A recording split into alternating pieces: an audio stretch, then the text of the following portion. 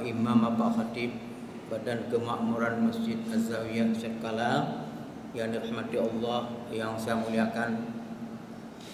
Marilah tidak henti-hentinya setiap saat kita menyampaikan puji dan syukur pada Allah Subhanahu wa taala, Allah yang Maha Tinggi dan Maha Suci, yang telah menciptakan langit dan bumi dengan segala isinya, konon lagi menjadikan manusia sebagai khalifah di permukaan bumi.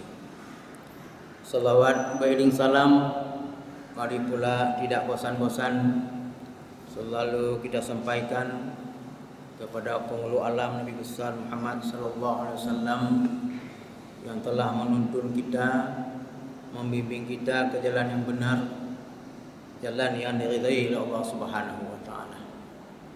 Salawat dan salam juga tidak lupa kita sampaikan kepada keluarga para sahabat, para pengikut-pengikutnya ila yaumil qiyamah. Ibadallah yang dirahmati Allah, masih dalam suasana Aidil Fitri, maka saya menyampaikan selamat hari raya Aidil Fitri minal aidin wal faizin, mohon maaf lahir dan batin. Kemudian jemaah yang dirahmati Allah,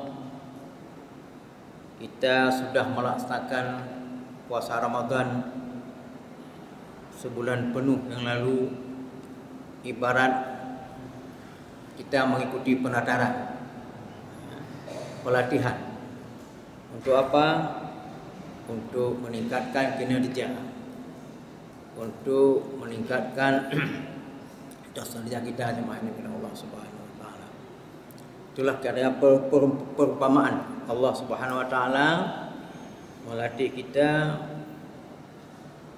dengan latihan sebulan.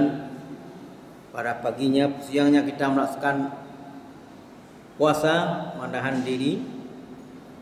Kemudian pada malamnya qiyamul lail dengan berbagai macam ibadah sebulan penuh ini. Mudah-mudahan betul-betul kita menjadi kembali kepada kerja yang baik jadi oleh Allah Subhanahu wa taala. Kemudian jamaah yang dirahmati Allah, selama latihan sebulan siang malam itu banyak pesan dan kesan yang kita peroleh. Ini barangkali perlu kita teruskan pada bulan-bulan selanjutnya. Antara lain, puasa itu menyampaikan pesan-kesan kepada kita, mendidik orang menjadi jujur. Jujur.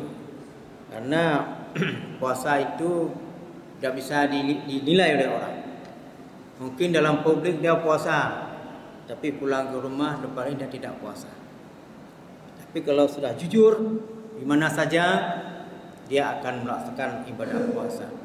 Jujur ini tentu didasarkan kepada keimanan, keikhlasan, takwaan kepada Allah Subhanahu wa taala.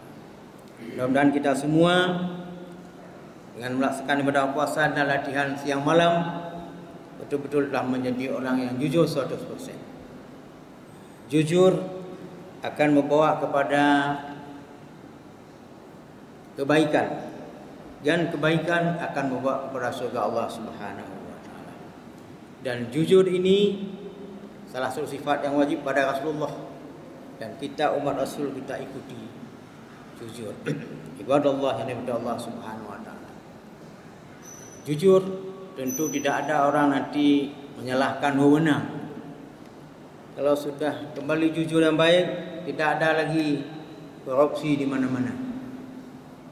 Ya, insya Allah nanti KPK bisa dileburkan. Bisa nanti dana-dana KPK itu diserahkan ke lembaga pendidikan atau lain-lainnya. Ini jemaah, kita sudah jadi jujur dengan pesan puasa itu. Mari kita pelihara, kita lestarikan, mari kita sampaikan kepada keluarga kita, masyarakat kita, di mana kita berada.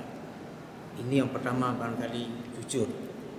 Yang kedua, jamaah yang dirahmati Allah Subhanahu wa taala, puasa itu mendidik kedisiplinan. Disiplin kita. Melaksanakan ibadah puasa penuh tanggungjawab. Kita jaga rambu-rambu yang bisa membatalkan puasa, malah menghilangkan pahala puasa. Kemudian dari segi waktu juga demikian. Waktu berbuka tepat waktu. Demikian juga kita bisa bangun sahur. Kemudian kita bisa ke masjid atau di rumah melaksanakan salat berjamaah, kemudian salat tarawih dan witir. Mungkin tidak absen semalam pun. Kenapa ini bisa? Ini adalah salah satu kesan atau hikmah yang diberikan oleh puasa, bisa menjadikan kita orang yang disiplin, melaksanakan suatu penuh rasa tanggung jawab. Oleh karenanya disiplin ini mari kita teruskan pada bulan-bulan yang lain. Disiplin dalam segala perbuatan kita. Disiplin kita beribadah kepada Allah Subhanahu wa taala. Disiplin kita melaksanakan tugas-tugas, baik tugas negara, tugas masyarakat dan agama Allah Subhanahu. Jadi oleh karenanya ini yang telah ditinggalkan oleh puasa, mari kita teruskan. Dengan sudah puasa disiplin pun kurang. Mari kita teruskan. Tidak ada kesan diangkat kepada kita oleh puasa. Kemudian jamaah yang dirahmati Allah juga hikmah atau kesan ditinggalkan oleh puasa. Dengan kita melaksanakan ibadah puasa itu bisa mengendalikan nafsu, keinginan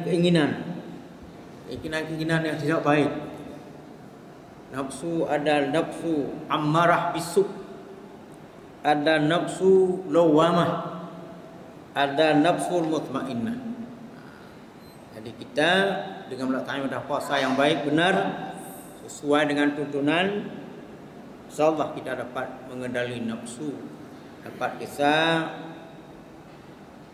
mengalahkan nafsu amarah, mengalahkan nafsu lawamah, tapi kita bisa suburkan nafsu mutmainnah. Ya, nafsu mutmainnah inilah yang akan dipanggil nanti. Ya ayyuhal nafsul mutmainnah, irji'i ila rabbiki radiyatan mardiyah, fadkhuli fi ibadi wadkhuli jannati. Ini jemaah yang dimiliki Allah Subhanahu wa taala. Dan memang nafsu ini sulit untuk kita kendali, tapi salah satu puasa. Sehingga Rasulullah mengatakan mengendali nafsu atau perang nafsu lawan nafsu itu, perang Badar, perang Hunain, perang Khandaq dan perang-perang yang lain itu jihad kecil kata Rasulullah. Itu perjuangan masih kecil. Apa juga jihad yang paling besar? Itulah jihad nafsu. Yang nafsu itu ada pada diri kita. Jadi melawan hawa nafsu ini adalah jihad yang paling besar. Di perang dan lain-lain, melawan corona tidak berat, tapi melawan hawa nafsu lebih berat. Oleh karenanya jemaah yang dirahmati Allah Subhanahu wa taala, kita telah dididik latihan sebulan penuh dapat mengendali nafsu sehingga kita mengarah kepada nafsu yang mutmainnah. Dan ini banyak disebut dalam syiar juga, di dalam Dalil Khairat. Waktu saya baca dalil dulu disebutkan juga, wa nafsu katifliin tuhmil husab ba'ala hubbi ridha'i wa in taqtihu yang qatih. Nafsu itu katanya seperti anak-anak bayi kecil yang menetek pada ibunya. Kalau umur 2 tahun tidak kita pisahkan, dia akan menetek sampai 2. Inilah jemaah kecanduan, rinduan pada nafsu. Demikian juga katanya orang yang terlibat dengan narkoba, kalau enggak ada sekali dia minum, sakit dia, susah, gelisah. Ini jemaah yang minta Allah Subhanahu wa taala, karena itu pengaruh nafsu. Oleh karena itu mari kita kendali nafsu ini dengan baik yang telah ditinggalkan oleh puasa kepada kita. Kemudian yang terakhir adalah puasa ini mendidik kita menjadi orang yang takwa. Kembali kita menjadi kualitas takwa yang asli ya. Mungkin selama 11 bulan yang lalu kualitas takwa kita bisa menurun. Mungkin menurun itu sesuai dengan ilmu ibadah amal. Ilmu amal dan ibadah. Tapi dengan kita mengikuti latihan daripada Allah Subhanahu Wa Taala siang malam sebulan yang lalu ini, insya-Allah kita sudah kembali menjadi orang yang kualitas takwa yang 100%. Sebab ada juga orang tidak lagi takwa. Karena kalau kita lihat apa namanya Islam, tingkatan orang Islam ada namanya Muslim, ada namanya mukmin, ada namanya muttaqin. Paling tidak ada 3.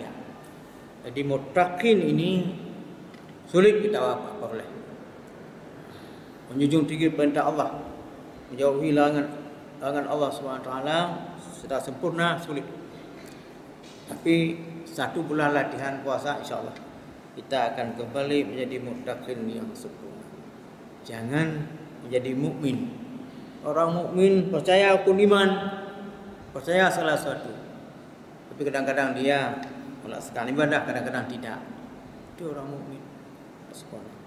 Ada lagi Muslim, KTP, ya, tapi dia tidak pernah ibadat. Perbuatannya perbuatan maksiat. Auzubillah min zalik. Ibadallah yang dirahmati Allah Subhanahu Wa Taala. Pada akhirnya mari kita mengambil hikmah kesan-kesan yang diniatkan oleh puasa, antara lain 3 tadi saya sebutkan. Mari kita setelah dibuat menjadi orang jujur, mari jujur pada perkataan dan jujur pada perbuatan, dan mari kita sosialisasikan kepada masyarakat. Yang kedua, kita setelah menjadi orang disiplin, melaksanakan tugas dengan penuh rasa tanggung jawab, waktu dan lain sebagainya sesuai dengan aturan. Ini mari kita teruskan dan mari kita kembangkan kepada orang. Yang ketiga, nafsu ini mari kita kendali dengan baik setiap saat. Mudah-mudahan kita akan kembali yang terakhir menjadi orang yang takwa, muttaqin yang sempurna. Inilah orang yang akan dimasukkan ke dalam surga oleh Allah Subhanahu Wa Taala. Bukan orang Islam, bukan orang mukmin, tapi muttaqin. Wa'iddat lil muttaqin. Wasari'u ila maghfiratin min rabbikum wa jannatin 'arduha as-samawati wal ardu uiddat lil muttaqin. Allah selalu meminta kita segera minta ampun kepada Allah, taubat kepada Allah, istighfar kepada Allah. Karena apa? Allah akan memberikan hadiah kepada mereka yang luar biasa. Apa hadiah? Surga. Tempat yang penuh kesenangan abadi, yang katanya ditasbihkan seluas langit dan bumi. Wa'iddat lil muttaqin. Disiapkan bukan orang mukmin, orang Islam, tapi muttaqin, artinya orang Islam, mukmin dan muttaqin. Mudah-mudahan jemaah yang berbahagia, kita telah kembali menjadi orang muttaqin yang sempurna dan dapat kita pelihara sampai hayat habiskan. Barangkali inilah mauizah singkat pada khutbah hari ini. Mudah-mudahan ada manfaatnya, menyentuh kita semua untuk ambil hikmah dan pesan-pesan yang digagas oleh bulan Ramadan.